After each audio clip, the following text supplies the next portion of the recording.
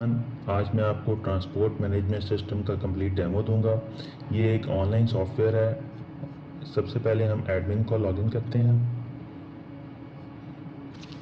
Admin को login करने के बाद हमारे पास डैशबोर्ड आ रहा है। डैशबोर्ड के ऊपर हमें ये दिखा रहा है कि टोटल नंबर ऑफ़ ऑर्डर्स जो आज हमारे ऑर्डर कलेक्ट हुए, उसके बाद टोटल डिस्पैच जो हमारे पास हम आज कर चुके हैं, कितना बैलेंस लोड हमारे पास अवेलेबल है जिसको हम डिस्पैच कर सकते हैं, जो डिस्पैच के लिए अवेलेबल है, कितना रेंट पे हो चुका है, 38,000 हमारा आज के दिन का रेंट पे हुआ है, कितना कैश हमारे पास इन हैंड अवेलेबल है, उसके बाद इतना एक्सपेंस हमारा हो चुका है, इतनी अमाउंट हमने कलेक्ट की है कस्टमर से।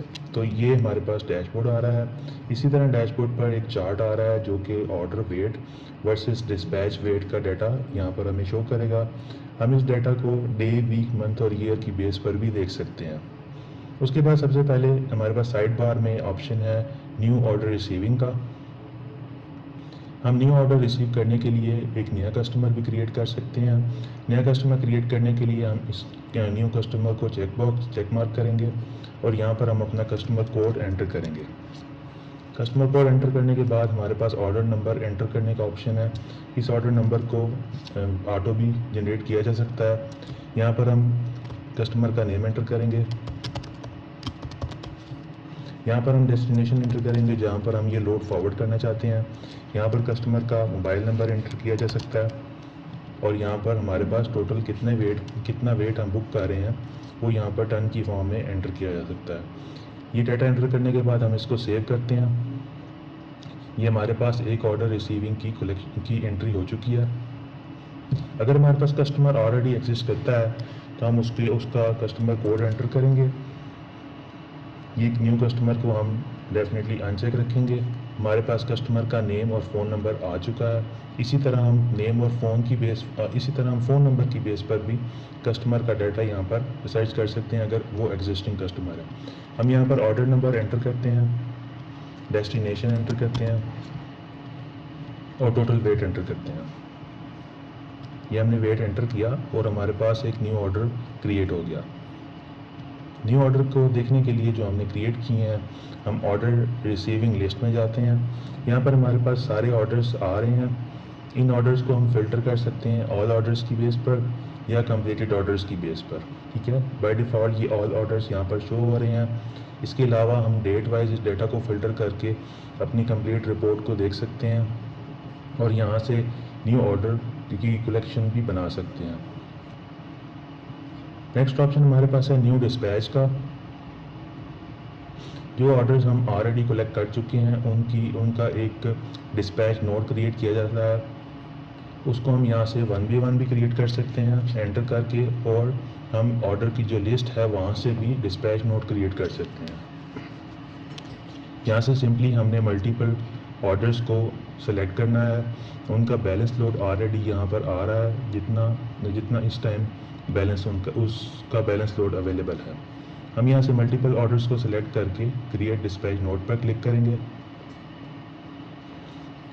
ये हमारे पास डिस्पैच नोट क्रिएट करने का ऑप्शन आ गया। यहाँ पर वो सारे ऑर्डर्स नंबर ऑटोमेटिकली लोड हो चुके हैं, कस्टमर कोड आ रहे हैं, कस्टमर नेम आ रहे हैं, डेस्टिनेशंस, वेट, जो बैलेंस वेट है वो यहाँ पर आएगा और कस्टमर के फ़ोन नंबर्स आएंगे। ये वेट हम चेंज कर सकते हैं। लेट्स से इस ऑर्डर के अगेंस्ट हम 400 टन की बजाय 100 टन फॉरवर्ड करना चाहते हैं। इसके अगेंस्ट हम 400 की बजाय 120 टन फॉरवर्ड करना चाहते हैं। इसके अगेंस्ट 50 टन और इसके अगेंस्ट 50 टन की कैपेसिटी है हमारे पास इस डिस्पैच नोट के अगेंस्ट। यहाँ पर हम व्हीकल नंबर एंटर कर सकते हैं। हमारा डिस्पैच नोट ये ऑटोमेटिकली जनरेट होगा जैसे ही हम इसको क्रिएट करेंगे। यहाँ पर हम अपना रेंट एंटर करेंगे। लेट्स से हमारा टोटल रेंट 20,000 है। हम कमीशन एंटर करेंगे, जो कमीशन हम डिडक्ट करना चाहते हैं। हम सिक्योरिटी एंटर करेंगे, जो सिक्योरिटी हम डिडक्ट करना चाहते हैं उस ड्राइवर के अगेंस्ट। हम फ्यूल की डिडक्शन भी यहाँ पर एंटर कर सकते हैं।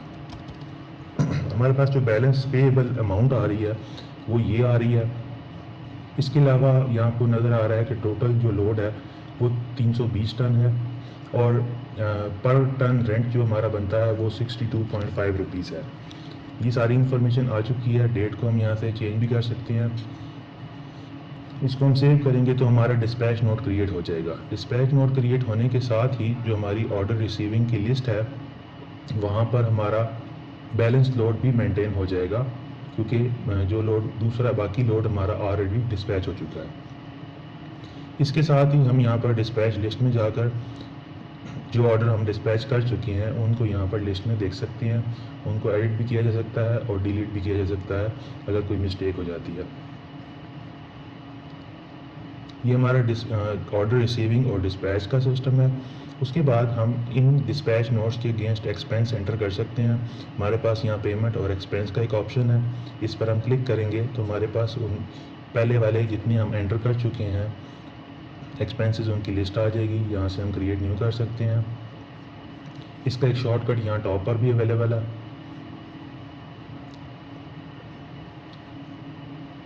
एक्सपेंस वाले फॉर्म में आने के बाद हमारे पास ऑप्शन है कि हम कैश या बैंक से ट्रांजैक्शन कर सकते हैं। अभी हमारे पास बैंक एंटर नहीं है, अदरवाइज़ हम यहाँ से बैंक भी चूज़ कर सकते हैं। हम कैश के अगेंस्ट अपने एक्सपेंसेस कर सकते हैं। अगर वो एक्सपेंसेस डिस्पैच नोट के अगेंस्ट है तो यहाँ पर हम डिस्पैच नोट एंटर करेंगे। अगर वो किसी डिस्पैच के अगेंस्ट एक्सपेंस है तो हम यहाँ पर डिस्पैच का एक्सपेंस का हेड सेलेक्ट करेंगे। लेट्स से हम 2000 का एक्सपेंस कर रहे हैं इस डिस्पैच नोट के अगेंस्ट जो अभी हमने क्रिएट किया है। हम यहाँ पर रिमार्क्स एंटर कर सकते हैं, like fuel charges for dispatch number this. हम इसको सेव एंड प्रिंट करके रिसीविंग भी ले सकते हैं जिसको हम ये अमाउंट पे कर रहे हैं। इसी तरह हम मल्टीपल डिस्पैच एक्सपेंसेस एंटर कर सकते हैं। लेट्स से 3000 का एक्सपेंस हुआ हमारे इस डिस्पैच नोट के अगेंस्ट जो हमने अभी क्रिएट किया। यहाँ पर हम उसकी रीज़न लिख सकते हैं।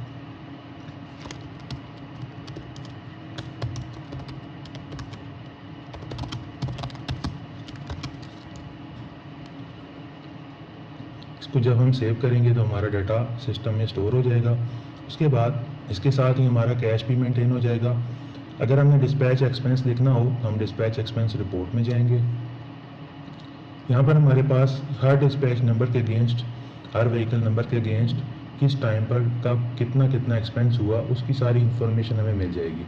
फॉर एग्जांपल ये हमने डिस्पैच नोट क्रिएट किया था, ये उसका व्हीकल नंबर था, इतना रेंट हमने पे किया, इतना कमीशन डिडक्ट किया, इतनी हमने सिक्योरिटी डिडक्ट की, इतना हमने फ्यूल डलवा कर दिया, टोटल पेएबल रेंट हमने इतना दिया, फिर हमारा इतना लोड था, पर टन रेंट हमारा इतना बनता है। उसके बाद डेट एंड टाइम आ रहा है, फिर एक्सपेंस डिटेल आ रही है। सबसे पहले हमारा ये 2000 का एक्सपेंस हुआ, फिर उसके बाद एक्स्ट्रा एक्सपेंस हुआ जो कि 3000 का था। ठीक है, तो ये सब सारे एक्सपेंसेस इस डिस्पैच नोट के अगेंस्ट हैं। हम यहाँ पे मज़ीद भी क्रिएट कर सकते हैं। इस रिपोर्ट को हम पीरियोडिक भी देख सकते हैं, डेली, वीकली, मंथली देख सकते हैं। हम इसको प्रिंट रिपोर्ट पर क्लिक करके इसका प्रिंट निकाल सकते हैं और मैनेजमेंट को प्रोवाइड कर सकते हैं।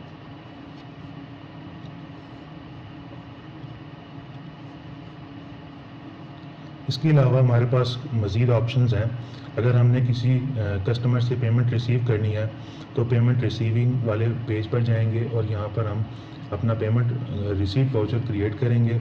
अगर हमें कोई कस्टमर या कोई हमारे ऑनर जो है वो हमें कैश देता है, हम यहाँ पर कैश एंटर कर सकते हैं। यहाँ पर हम पार्टी का नाम एंटर कर सकते हैं। लेट्स से किसी इन्वेस्टर ने हमें 3000 की अमाउंट दी, हम उसकी अमाउंट एंटर करके यहाँ पर कैश बाय इसको एंटर कर सकते हैं। ये सारी इन्फॉर्मेशन एंटर करने के बाद हमारी कैश बुक ऑटोमेटिकली मेंटेन होती है। ये हमारी डेली कैश बुक है। दिन के स्टार्ट का ओपनिंग बैलेंस आप देख रहे हैं 40,000 था। उसके बाद इतनी अमाउंट डेबिट हुई, इतनी अमाउंट क्रेडिट हुई, मतलब इतनी अमाउंट इन हुई हमारे पास और इतनी अमाउंट हमारी आउट हो चुकी है और ये हमारे पास बैलेंस है कैश की फॉर्म में। नीचे उसकी कंप्लीट डिटेल आ रही है। डिस्पैच वाउचर बना जिसमें हमने रेंट पे किया इस डिस्पैच नंबर के अगेंस्ट और 4000 रुपीज़ का वो था। ये हमारा क्लोजिंग बैलेंस आ रहा है। इसी तरह हमारे पास कंप्लीट इन्फॉर्मेशन है। अभी हमने एक रिसीट वाउचर बनाया था, उससे पहले हमने पेमेंट वाउचर बनाया था जिसमें हमने एक डिस्पैच नंबर D104 के अगेंस्ट एक एक्सपेंस एंटर किया था और वो भी हमारे पास यहाँ पर रिकॉर्डेड है और हमारे पास कैश में से आउट हुआ है। इसका भी हम प्रिंट आउट निकाल सकते हैं। इसके अलावा सिस्टम में बाकी काफ़ी सारी रिपोर्ट्स हैं। हमारे पास अकाउंट लेजर की रिपोर्ट्स हैं। अकाउंट लेजर्स की रिपोर्ट में जाकर हम देख सकते हैं कैश की रिपोर्ट, रेंट की, कितना रेंट हम पे कर चुके हैं, कितना कमीशन हम कलेक्ट कर चुके हैं, कितनी सिक्योरिटी हम ले चुके हैं। इस सिक्योरिटी को हम रिटर्न भी कर सकते हैं क्योंकि ये सिक्योरिटी रिफंडेबल होती है। इस सिक्योरिटी को रिफ़ंड करने के लिए सिंपली हम उसी पेमेंट एक्सपेंस वाले पेज में जाएंगे, यहाँ से add new payment voucher create करेंगे।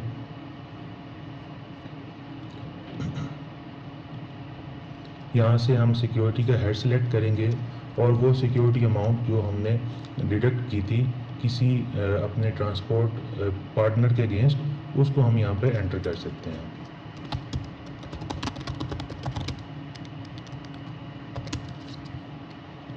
इसको हम सेव करेंगे, इसका हम प्रिंट निकाल के इस पर रिसीविंग भी ले सकते हैं। अगर हम दोबारा रिपोर्ट्स में जाएं और अकाउंट लेजर की रिपोर्ट में जाकर सिक्योरिटी का लेजर देखें तो ये आपको नज़र आएगा कि आपके पास सिक्योरिटी के हेड में से 4,000 रुपीज़ माइनस हो चुके हैं क्योंकि हमने उसको वो वापस कर दिया सिक्योरिटी। उसकी कंप्लीट इन्फॉर्मेशन हम यहाँ देख सकते हैं, कितनी सिक्योरिटी रिटर्नेबल इस टाइम अवेलेबल है वो भी यहाँ पर देखी जा सकती है। इसके अलावा बाकी रिपोर्ट्स हैं, जैसे एक्सपेंस रिपोर्ट है, हम एक्सपेंस रिपोर्ट में जाकर कंप्लीट एक्सपेंसेस की इन्फॉर्मेशन देख सकते हैं। डिस्पैच एक्सपेंस कितने हुए उसकी कंप्लीट इन्फॉर्मेशन यहाँ पर अवेलेबल है, उसका हम प्रिंट निकाल कर मैनेजमेंट को प्रोवाइड कर सकते हैं। इसके अलावा हम डेली, वीकली, मंथली कंप्लीट यहाँ पर फ़िल्टर लगाकर डाटा को मैनिपुलेट कर सकते हैं।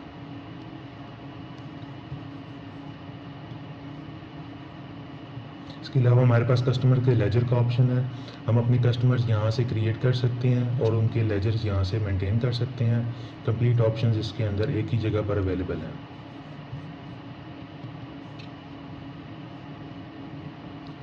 सिस्टम के अंदर हम मल्टीपल एम्प्लॉयज़ और मल्टीपल यूज़र क्रिएट कर सकते हैं। Multiple user login, different login permissions के साथ हम यहाँ पर क्रिएट कर सकते हैं और अपने एम्प्लॉयज़ को लिमिटेड परमिशन के साथ लॉगिन भी दे सकते हैं। Thank you for watching.